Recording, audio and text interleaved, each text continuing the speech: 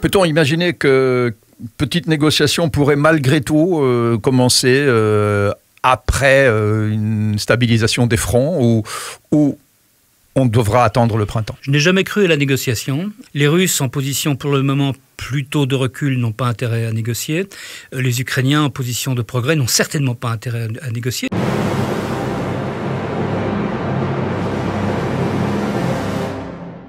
Claude Moniquet, la contre-offensive continue, la contre-offensive ukrainienne s'accentue. Peut-on imaginer qu'avant l'hiver, il se passe des choses marquantes?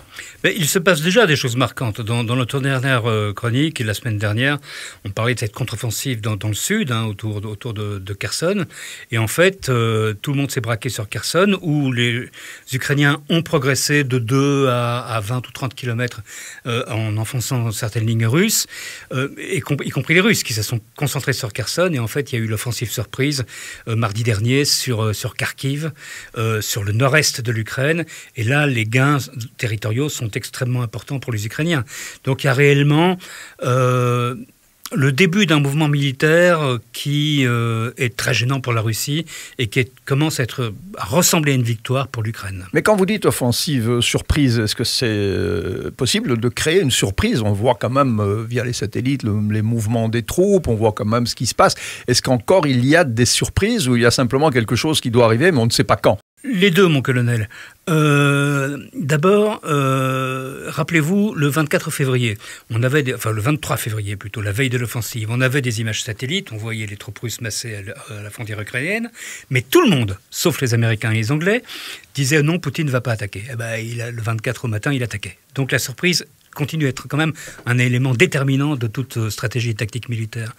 Deuxièmement, sur un front aussi long, puisque je rappelle que ce front, je l'avais déjà montré il y a une semaine, mais le front, il va du nord-est au sud, sur plus de 300 km. C'est très long. Et en fait, c'est quoi une offensive classique? Et c'est ce qui est en train de se passer. On attaque à différents endroits du front pour tester les résistances ennemies, pour voir où est le point le plus faible. On attaque avec l'artillerie d'abord? D'abord, on balaie avec l'artillerie partout, ce qui fait que...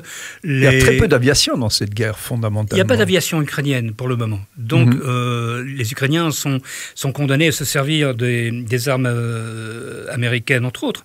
Mais avec le HIMARS M142, ils arrivent à taper à 80 km. Avec l'Excalibur, qui est une arme encore plus étonnante, qui est un lance-missile. C'est un lance-missile qui tape à 50 km avec une précision de 2 mètres, les missiles étant guidés par GPS. Donc ça permet des campagnes d'artillerie qui ont permis en fait qu'ont fait les Ukrainiens. Ils ont bombardé l'ensemble de cette longue ligne de front pour taper ce qu'on appelle le C3, commandement, contrôle, communication, c'est-à-dire les états-majors, les points de communication, les ponts, les entrepôts d'armement, de munitions, etc. Ça ne donne pas d'indication. Rappelez-vous, 1944, débarquement allié, les Alliés bombardent partout, et surtout sur le Pas-de-Calais, et les Allemands pensent qu'ils vont attaquer dans le Pas-de-Calais, et puis à la fin, ils attaquent dans le Cotentin, en Normandie. C'est un peu la même chose ici. On commence par bombarder, on prépare le terrain, puis on passe à l'offensive avec l'infanterie, et on teste l'ennemi. Et là où on découvre à un moment donné ses points de faiblesse, on concentre les forces, la concentration des forces est importante, et on essaie d'enfoncer les lignes ennemies. C'est ce qui s'est passé pour les Ukrainiens, à la fois à Kherson dans le sud et à hauteur de Kharkiv dans le nord. Et donc, si je vous suis, ça ne peut aller que dans ce sens-là, où les Russes ont une réserve suffisante qu'ils n'ont pas encore employée et qu'ils pourraient mettre en œuvre avant l'hiver. Parce que, encore une fois, revenons aussi à ce qui peut changer la donne, c'est que l'hiver arrive et qu'il faut réussir cette contre-offensive dans les temps. Alors, chaque mètre de terrain, alors je dirais pas chaque mètre, parce que ça nous ramène à 14-18 à Verdun, où on a sacrifié des centaines de milliers d'hommes pour gagner 10 ou 20 mètres.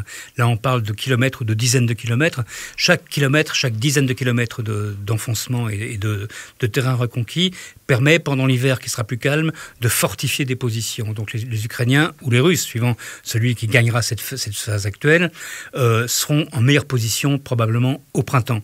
Est-ce que, pour les Ukrainiens, un gain possible, ils visent en fait, à hauteur de Kharkiv dans le nord, il y a un mouvement tournant temps pour descendre sur Izium et couper Izium, qui est une des villes les plus importantes du nord-est, de l'entrée du Donbass, couper Izium de ses soutiens. À partir de ce moment-là, est-ce que les Russes ont la capacité de répondre ?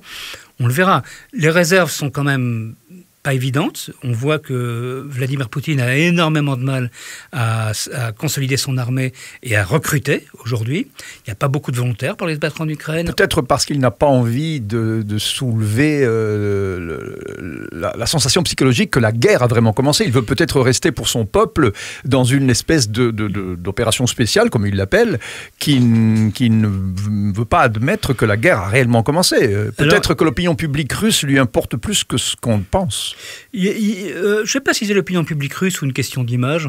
Oui, il reste dans ce mythe de l'opération spéciale. La guerre n'a pas été déclarée, donc il ne peut pas légalement, même selon la loi russe, mobiliser. Il ne peut pas faire appel à l'ensemble de l'armée.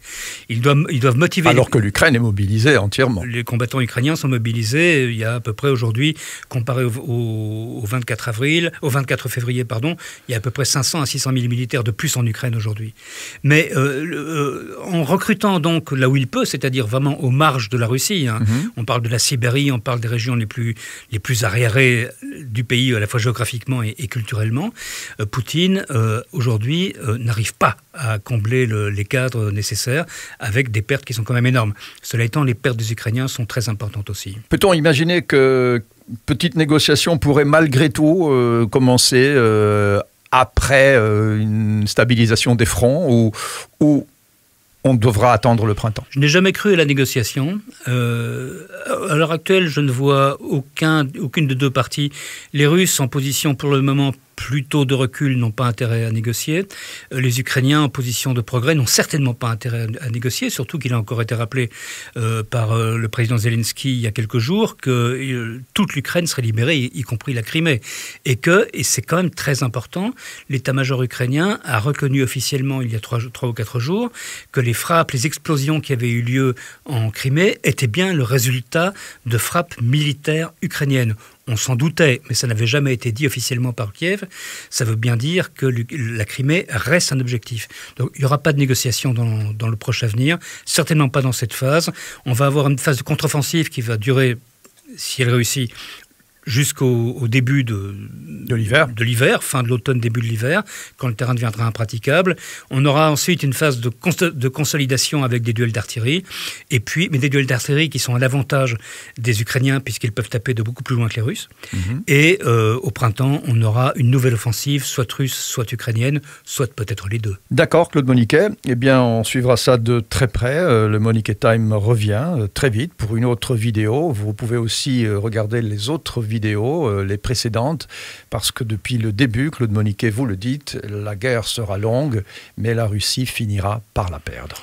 Oui, on a l'impression que c'est un peu le début de ce qui se passe, mais la guerre sera longue, donc il peut encore se passer énormément de choses. Rien n'est acquis pour le moment, mais ce qu'il y a de certain, c'est que les Russes sont bloqués, et les Russes aujourd'hui reculent sur 2 zones, Kharkiv et Kherson, alors que les Ukrainiens progressent de manière significative, quand même en reprenant des dizaines de localités, pas toutes importantes, mais dizaines de localités, et sur des dizaines de kilomètres. Merci pour vos commentaires, on adore les lire, merci de nous suivre, à très vite pour une autre vidéo. Merci d'avoir regardé cette vidéo, abonnez-vous à la chaîne SIS Radio, lâchez votre pouce bleu, activez la clochette pour être notifié lors des prochaines vidéos et laissez-nous vos commentaires, on adore ça.